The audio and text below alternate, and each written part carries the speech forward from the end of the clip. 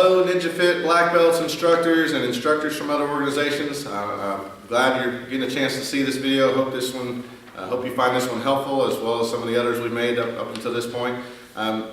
Today's video, I want to speak about teaching students how to focus their mind during the warm-up section of your class. All right, most all of us have this if we've got a pretty active martial art, taekwondo, karate, tang soo do, kung fu. I mean, all those that get pretty active at some point. We got to do some kicks and all that. Well, we got to do a warm-up first, and then some stretches before we get our bodies kind of going to where so we don't hurt ourselves, we don't tweak anything, we don't pull anything. Right. So the warm-up section of class is even a part where you could talk to your students and help them learn how to focus their mind. Okay, so I sometimes word things better in writing than I do when I have a chance to write it out than I do when I'm speaking. So forgive me if I kind of want to read through what I typed out here and then expand upon it a little bit. So in warm-ups, the goal I want to get my students to understand is how to focus on giving their all from the start of class to the end of it. Not just part of the time while they're here, not during the most fun time for them, which might be sparring or might be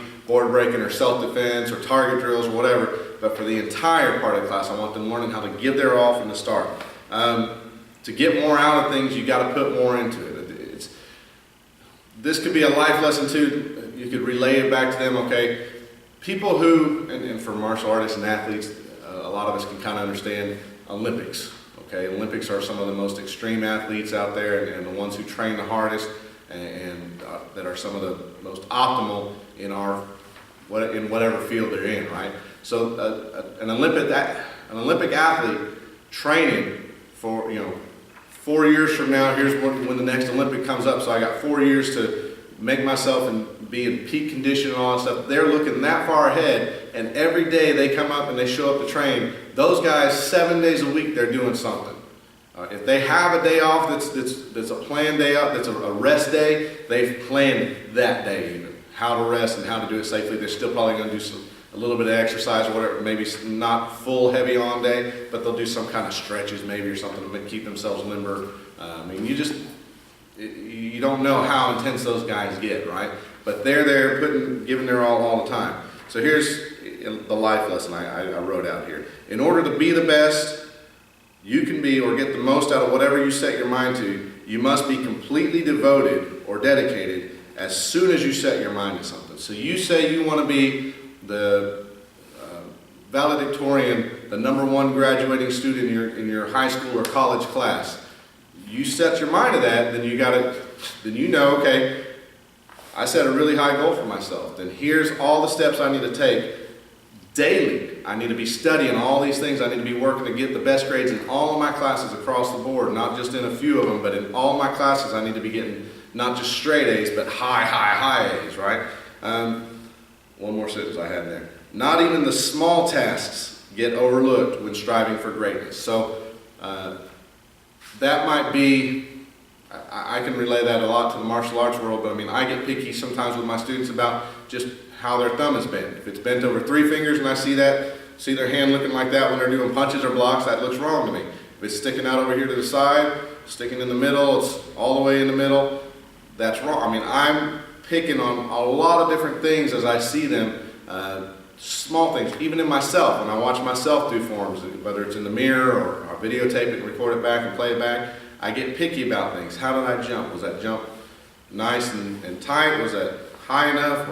Did I land properly? Are my thumbs good? Am I looking the direction I'm doing my block? Whatever it is, I get picky with myself. I get picky with my students because I want them to not just be okay, I want them to be great. And if they're here to learn something, I want to give them the best chance to be the best at it that they can be, right? Some of you might teach more sports karate related stuff and real fancy kind of weapons movements and all that, so they can go to those cool tournaments and do all the fast stuff.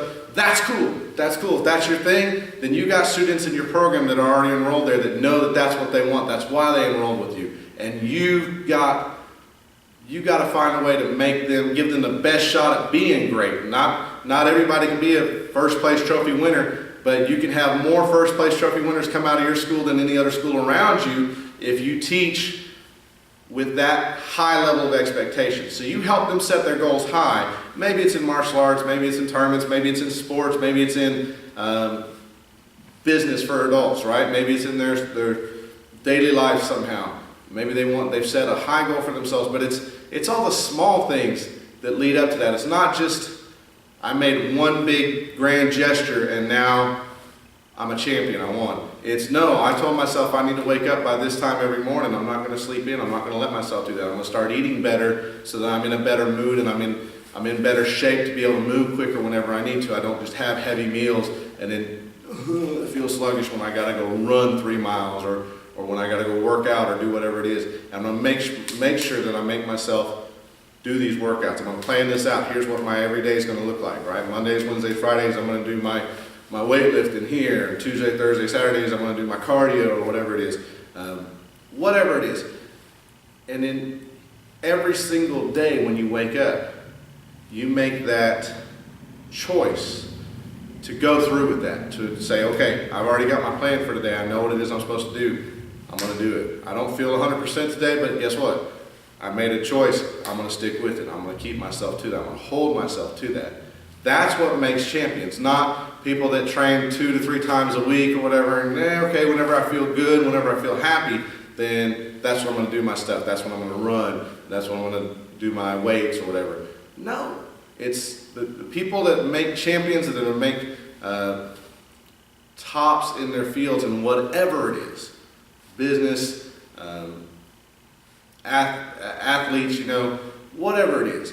It's because they do it day in, day out. Whether they want to or not, they wake up that morning, they're not feeling motivated, they're still going to go through the process. Maybe about halfway through their warm-up or halfway through their run, then they start kind of waking up and they're like, I'm glad I came out and did this, and then they finish it off. But they make themselves start every day, even if they don't want to. So that's the lesson I want my students to get. From the start of class, warm up, it can be fun, yes, it can be something that gets their blood pumping, and sometimes you got fun warm-ups, sometimes you got some that are just more, I need to work on the basics during this warm-up. We need to really get down, kind of have them review their stances during this warm-up because the stances look sloppy in my last testing, or they're not really getting it and it's not transferring over to their forms yet, and that could help them even in tournaments when they're competing and all that other stuff. So I want to make sure I've got some part of my warm-up that's set aside for stances and practice on that. Okay, not the most fun thing for young ones to practice, but just depending, I guess, on how you do it. There are fun ways to approach stance practice in more quick moving ways, but even though it's a warm-up, I want my students giving it their all from the start. I want them answering me. I want them reminding themselves of the rules from the very beginning. I want them running to hustle to their spot. I don't want them walking going, okay, I'm here, I guess. They do that when I start my class and I line them up and I call them up there and they start walking. I send them back. Say, nope, we need to do that again. Let's try again. Go. And until they get the point that I'm not going to take anything less than their best from the minute I start that lesson, then that's what I set my expectations for, and that's what I hold them to the entire lesson. So even as a warm-up, I want to get that lesson across to my students, and hopefully you can kind of find a way to do that, whether it's you talking to them as you're having them do something, maybe during part of your warm-up, you're having them do push-ups and sit-ups, and they don't have to be counting them out loud, but while they're doing them, you're talking to them, saying, look, I don't even want you giving me wimpy push-ups and wimpy sit-ups. I want you doing your best even on those, because you're hurting yourself if you don't. All right, you can be talking to them, giving them a pep talk during the warm-up. Maybe you sit down during, halfway through the warm-up or at the end of it, and give them a little mat chat real quick. Say, look, this is why I want you to learn how to give your best, because you want to be the next, such and such. Name the most popular athlete at the time or whatever, or someone that martial arts school might follow in tournaments or UFC or whatever it is that you're into, and say, if you want to be that next guy or girl, you want to be the next one bringing home that grand champion trophy at a tournament, guess what? They train all the time, and they give it the hardest, even when they're up here. They're up here on Saturdays and Sundays even training. I promise you. So, you guys, I don't have you 7 days a week, I don't have you here, but when I do, and it's your turn for me to be here watching you and to get my input so I can help you get better, then you got to give me your best. That way I can see what your best is, and I can help you get to that next level. So, hope that makes a little bit of sense for you. Hope you find something out of that. I know sometimes I ran along a little bit too much, but maybe you find something out of that kind of clicks with you or helps you get that point across to your students. But that's how, another way I might teach how to focus their mind during the warm-up section of class. Thanks.